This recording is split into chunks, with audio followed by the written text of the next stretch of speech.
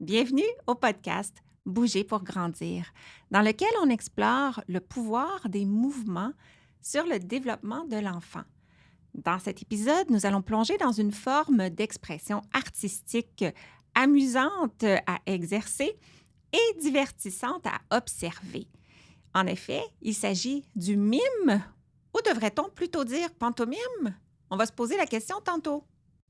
Mais surtout, on va explorer cette activité qui, à mon avis, est sous-estimée pour stimuler ou intervenir au niveau du développement moteur de l'enfant.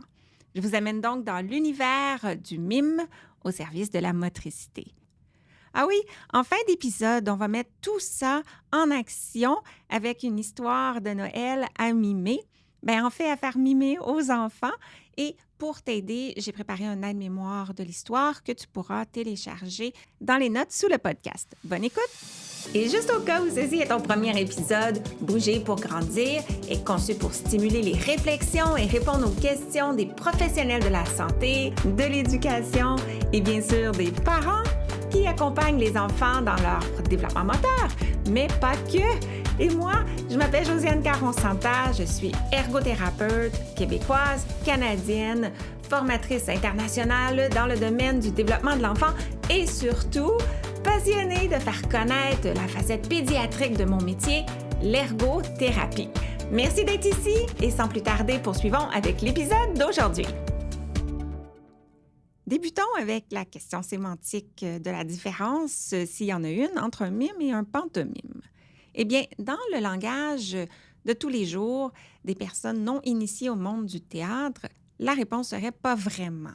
Mais autrement, un mime pourrait référer à un concept, une catégorie plus globale que le pantomime. Donc, ça implique toutes les activités silencieuses qu'une personne fait par le biais de son imaginaire, son corps et son visage, plutôt que sa voix, pour représenter un objet, des idées, des situations et des actions. Et la personne qui fait des mimes s'appelle aussi un mime. Donc, on pourrait dire que le mime en silence sans le support de l'objet ou de l'environnement représenté. En revanche, le pantomime, c'est l'art de créer une illusion d'une réalité dans laquelle un objet qui est absent va être manipulé. Par exemple, je peux ouvrir une porte, lancer un ballon, monter une échelle ou marcher dans la boue invisible. Alors, un pantomime va donner vie à une action ou un thème qui est spécifique et reconnaissable, qui lui est ancré dans la réalité sensorielle. Ça, ce que ça veut dire, c'est que la taille, le poids, la texture de l'objet est respectée. Alors, si moi, je veux lancer un ballon, eh bien, un ballon, c'est léger et je vais mettre en action des mouvements qui sont comparables à ce que je ferais si je lançais un vrai ballon. Par exemple, si je fais un pantomime dans lequel je vais soulever une roche très lourde, bien, toute ma posture et même mes expressions faciales vont représenter le fait que c'est une action exigeante. Dans un pantomime, les mouvements et les expressions faciales vont souvent être exagérés pour aider l'observateur et peut impliquer plus d'une personne. Par exemple, une va verser un bol d'eau sur la tête de l'autre, tandis que l'autre va mimer sa réaction lorsqu'elle se fait verser de l'eau sur la tête. Alors, pour résumer, tout comme on pourrait dire que le ballet est un type de danse, bien, on pourrait dire que le pantomime est un type de mime. Alors, pour simplifier, pour le reste de la conversation, je vais me restreindre à l'utilisation du mot mime parce que ce qui nous intéresse ultimement avec les enfants est de développer la capacité de prétendre des actions, des mouvements avec notre corps. OK. Dans l'introduction, on a dit que les mimes, c'était bon pour le développement moteur. Parlons un peu de ce qui est stimulé quand on propose des jeux de mimes aux enfants. Mais juste avant, peut-être ça peut être intéressant de revoir qu'est-ce qui est impliqué lorsque un enfant, une personne effectue un mouvement qui est volontaire. Alors, si moi je me trouve devant un obstacle que je veux enjamber, qu'est-ce qui se passe dans mon corps? Bien, à la base, j'ai une information visuelle qui me dit qu'il y a un obstacle et qui me permet d'évaluer sa taille.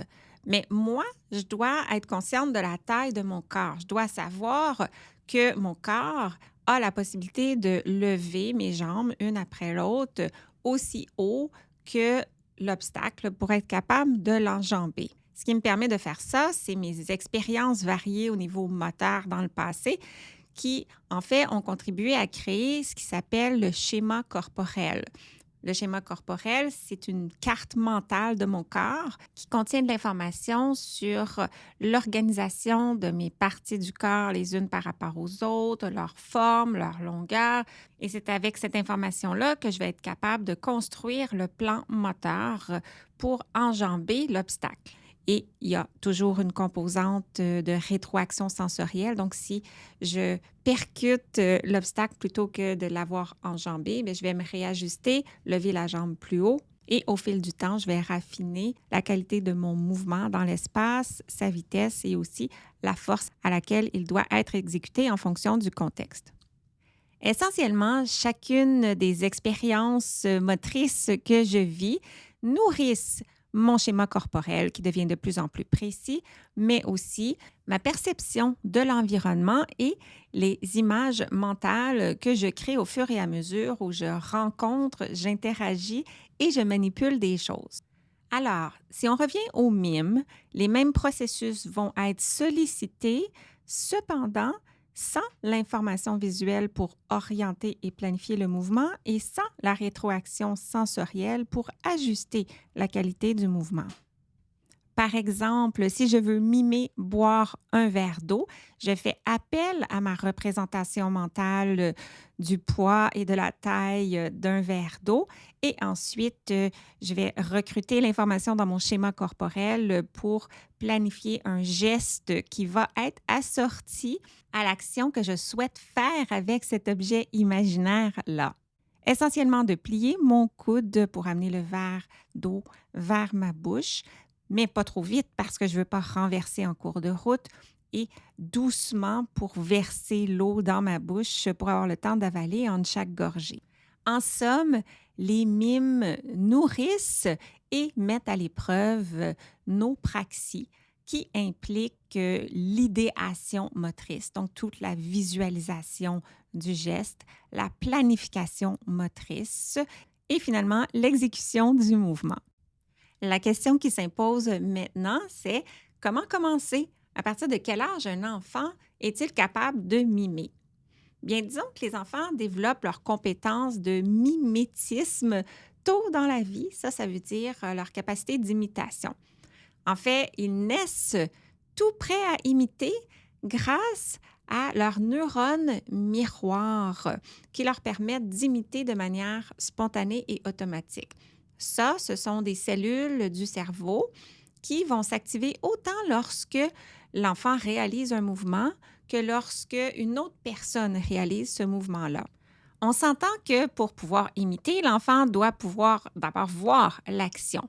Et à la naissance, l'enfant n'a pas encore une très bonne vue.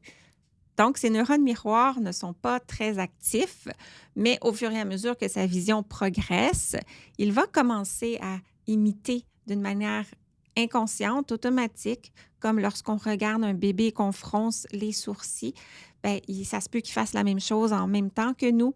Et éventuellement, ces imitations vont devenir de plus en plus intentionnelles. Par exemple, lorsqu'on applaudit, l'enfant va vouloir applaudir. Lorsqu'on arrive vers le 3 ans, bien là, l'enfant a plus de symbolisme et il prend beaucoup plus de plaisir à prétendre qu'il fait des actions de son quotidien. Mais là, il aime encore beaucoup utiliser des objets. Par exemple, de la nourriture jouet ou des accessoires pour nourrir et s'occuper d'un bébé.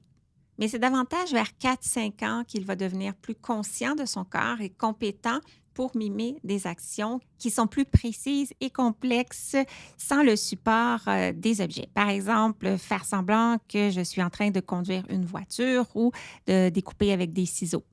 Ou qui vont faire partie d'une séquence. Par exemple, on va mimer qu'on s'installe dans un bateau, qu'on navigue sur les flots, il y a des vagues, on bouge notre corps et éventuellement on s'arrête, on lance une ligne à pêche à l'eau et on attend, on pêche le poisson, on le ramène dans le bateau et ainsi de suite. Voici maintenant quelques suggestions pour initier l'enfant au jeu de mime. Tout simplement, on peut partir d'un contexte de jeu symbolique qui comporte des vrais objets. On joue avec les objets, puis on fait appel à un peu de magie. Abracadabra, on fait disparaître les objets, puis on continue à faire les mêmes actions avec l'objet, cette fois-ci invisible. On pourrait aussi amener l'enfant à mimer en imitation. Alors, on fait le mime nous-mêmes et on l'incite à copier nos mouvements.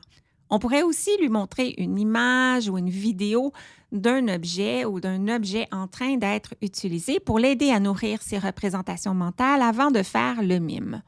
On pourrait aussi lui offrir une guidance verbale, donc lui dire « referme ta main un petit peu, plie ton coude, avance ta jambe, etc. » Et finalement, le challenger directement à partir de ses représentations mentales, donc en lui disant pense à ce matin quand tu as mis tes pantoufles. Comment tu t'es placé? Quel mouvement tu as fait? Maintenant, qu'est-ce qu'on peut mimer? Bien, on peut mimer des objets en représentant leurs caractéristiques avec notre corps. Par exemple, je pourrais ouvrir les bras et les jambes pour représenter une étoile ou allonger mes doigts, mes majeurs et mes index au-dessus de ma tête pour me faire des oreilles de lapin. Je pourrais mimer une action connue humaine, par exemple, faire semblant de dormir ou de manger. Ou imaginaire, je m'étire sur la pointe des pieds pour décrocher la lune. Je pourrais mimer l'utilisation d'outils, par exemple couper avec un couteau. Je pourrais mimer des mouvements d'animaux. Alors, par exemple, cogner sur mon thorax comme ferait un gorille. Je pourrais mimer des déplacements. Imaginez que je suis à vélo, je tiens un guidon et je pédale. On peut mimer des sports, prétendre avoir un bâton d'hockey dans les mains et glisser les pieds au sol comme si on avait des patins. On peut mimer des personnes, par exemple un bébé qui se déplace à quatre pattes ou une personne en train de faire son métier, comme un pompier en arrosant avec un boyau. Les émotions peuvent être mimées. Je peux être triste, je peux être surprise. Des situations, par exemple, faire semblant de payer pour acheter un cornet de crème glacée, profiter du cornet, lécher un peu et oups, la boule tombe. Et là, bien évidemment, je suis triste et je pleure. On peut aussi jouer à des jeux comme J'en dis qui font appel au mime et on peut jouer aux devinettes. Une personne fait une action, l'autre la devine et vice-versa. Et pour les enfants un petit peu plus vieux et les adultes, il existe des jeux commerciaux qui sollicitent des mimes. Je vais vous mettre quelques suggestions de jeux qu'on connaît dans les notes sous le podcast. En passant, si tu n'as pas encore fini tes achats de Noël, dans l'épisode précédent du podcast, on a partagé une liste d'idées cadeaux qui font bouger, classées par groupe d'âge. Mais faire cet épisode-ci sur les mimes me fait réaliser qu'on n'a pas inclus de jeux de mimes dans la liste. En tout cas, si tu penses que ça peut t'aider, tu peux aller écouter l'épisode et télécharger la liste. Et finalement, on peut mettre tout ça ensemble pour mimer une histoire.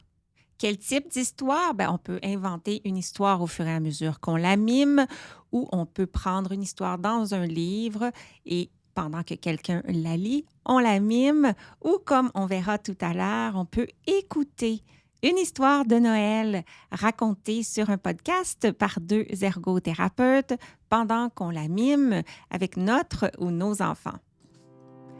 Savais-tu que l'Académie a créé un guide super pratique du développement moteur de l'enfant? Concrètement, c'est quoi? C'est une liste des jalons de motricité globale et de motricité fine, étape par étape, âge par âge.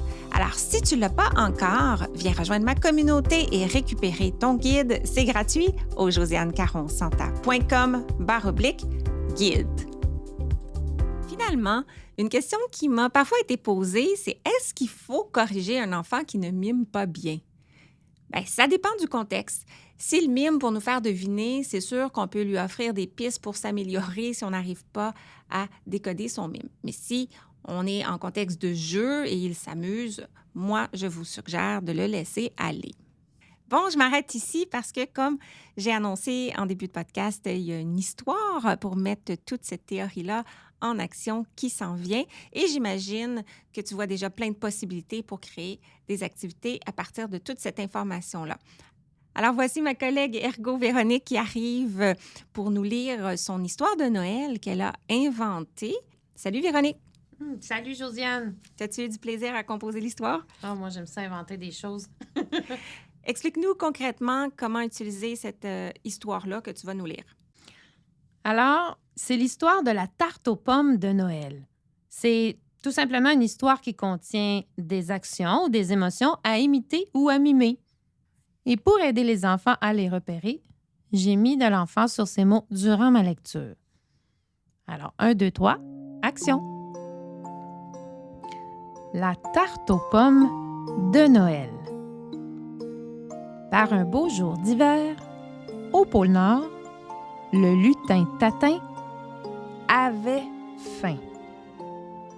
Tatin le lutin va voir Maman Noël et lui demande « Maman Noël, pourrais-tu préparer ta tarte aux pommes de Noël? » Bonne idée, Tatin! En plus, je vais t'apprendre comment la préparer. Tatin sautille de joie. Il fait ensuite un gros câlin à Maman Noël. Mais pour que je prépare la tarte, Tatin, tu dois aller cueillir les pommes de Noël sur la colline aux pommiers gelés. Tatin prend son sac rouge et l'installe sur ses épaules. Ensuite, il va dans l'écurie pour demander de l'aide à Tagada le renne. « Bonjour, Tagada. Pourrais-tu me transporter jusqu'à la colline aux pommiers gelés? » Tagada fait oui de la tête, puis se met sur ses genoux. Tatin se met sur la pointe des pieds. Ensuite, il passe une jambe par-dessus le renne pour grimper sur son dos.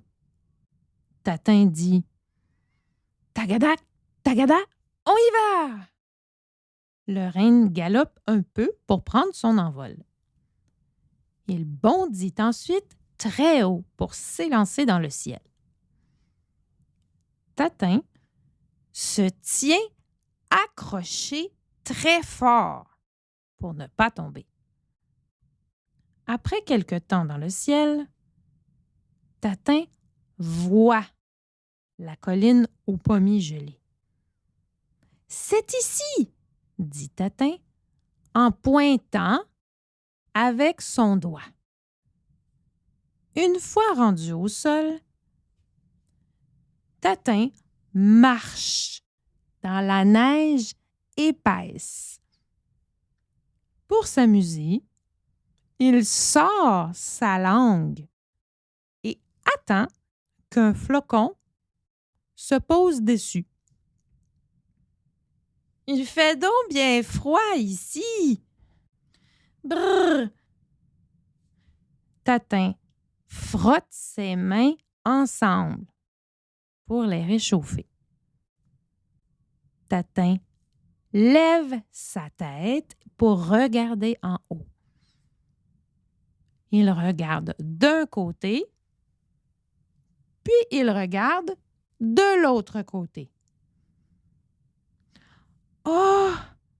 Il y a beaucoup d'arbres, mais je ne vois pas de pommes. » Tout à coup, il aperçoit un très grand arbre avec 5 pommes accrochées en haut. Les pommes sont rouges et scintillantes. Tatin est impressionné. Il ouvre très grand la bouche et dit « Oh! » Tatin voit une échelle près de l'arbre. Il prend l'échelle et la pose sur l'arbre. Il commence à monter sur l'échelle. Arrivé en haut, il cueille une pomme en la tournant avec sa main, puis il la lance en bas dans la neige. il fait la même chose avec la deuxième pomme. Puis la même chose avec la troisième pomme. Puis encore avec la quatrième. Il n'arrive pas à décrocher la cinquième. Tatin est déçu. Et zut! Il redescend de l'échelle. Il doit maintenant trouver les pommes qui se sont enfoncées dans la neige. Ah! En voilà une! Il s'accroupit. Il la ramasse et la met dans son sac. Un peu plus loin, il en voit une deuxième. Il creuse. Et ça fait 3. Mais où est la quatrième pomme? Fatigué de chercher, Tatin a le goût de s'amuser. Il fait un ange dans la neige. En faisant l'ange, il frappe la quatrième pomme avec son bras. Poc! Et la cinquième? Tagada a réussi à la décrocher. Youpi! On peut repartir. Tatin enfile le sac de pommes sur ses épaules. C'est lourd! Il remonte sur le renne et dit « Tagada, tagada, on y va! » Encore une fois, Tatin se tient accroché très fort pour ne pas tomber. Une fois rendu au sol, Tatin descend du renne. Il est très excité. Il se met à courir vers la maison. Il ne voit pas la plaque de glace sur son chemin. Et zou! Son pied glisse devant. Tatin continue à avancer en glissant ses pieds un par un sur la glace pour ne pas tomber. Arrivé dans la maison, il donne les pommes à Maman Noël. Maman Noël s'installe dans la cuisine avec Tatin.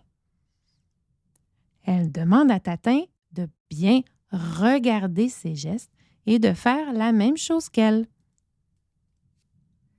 Tatin, voici les 10 étapes pour faire la tarte. 1. Place les ingrédients pour faire la pâte dans un bol. 2. Brasse avec une grosse cuillère de bois. 3. Pétris la pâte avec tes mains comme de la pâte à modeler. 4. Aplatis la pâte avec tes mains ou avec un rouleau à pâte. 5. Place la pâte dans l'assiette à tarte. 6. Épluche les pommes. 7. Coupe les pommes en petits morceaux. 8. Prends les pommes coupées et place-les dans la pâte sur l'assiette. 9. Ajoute quelques pincées de sucre avec tes doigts. 10. Place la tarte au four et attends. Pour patienter, Tatin se verse un verre de lait. Tout à coup, il entend le four sonner. C'est prêt! Maman Noël coupe un morceau de tarte et le met dans une assiette pour Tatin. Attention, Tatin, c'est chaud. Souffle sur le morceau pour le refroidir. Ensuite, Tatin mange sa tarte. La tarte est délicieuse! Merci, Maman Noël! De rien, mais tu m'as beaucoup aidé. Oh, j'ai gardé une pomme pour Tagada parce que lui ne mange pas de tarte. Va lui porter. Il a travaillé fort, lui aussi. Fin. Merci, Véronique, de ta créativité. C'est vraiment une belle activité à faire avec les enfants durant le temps des fêtes. Hé, Josiane, Quoi? j'ai un petit bonus pour toi. Oui? Un petit challenge. OK. Essaie de répéter ça 3 fois. Tatin, ta tarte t'a-t-il... Non. Essaie de répéter ça 3 fois. Tatin, ta tarte t'a-t-elle ôté tatou? Tatin, ta tarte, t'a-t-elle ôté tatou? 2 fois. Tatin, ta tarte, t'a-t-elle ôté tatou? Tatin, ta tarte, t'a-t-elle ôté tatou? Mais pas tout, là. Pas de maladie durant le temps des fêtes, hein? Joyeux Noël, bye! Merci d'avoir écouté et à bientôt pour notre prochain épisode. Et d'ici là, vous pouvez me retrouver quotidiennement sur les réseaux sociaux, consulter mon blog et profiter de mes ressources gratuites en joignant ma communauté au josiannecaronsanta.com/guide. Le podcast Bouger pour grandir est une production de l'Académie de formation JCSI, des formations en ligne sur le développement et fonctionnement de l'enfant de la perspective de l'ergothérapie. C'est tout pour cet épisode et sur ce, je vous dis à très très bientôt pour continuer à parler d'ergo. Bye!